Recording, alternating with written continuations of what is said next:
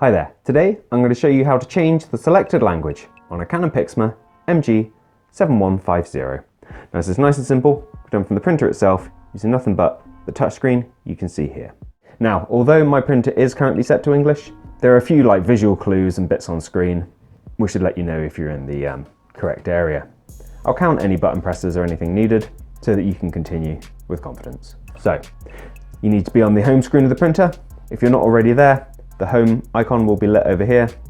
So I'm going to swipe the screen to the right. I'm going to go into setup, which is indicated by a screwdriver and a pair of pliers. Press into that. Then we need to go into device settings, which is the second option down, indicated by this symbol. From here, you can see language selection is right at the bottom, but it's kind of grayed out. So I'm going to scroll. And once we get to the bottom, you can see it's the fourth one up. So 1, 2, 3, 4, language selection. If you're not already in the rough area, you just need to drag down on the screen until you hit the top. And English is the second option.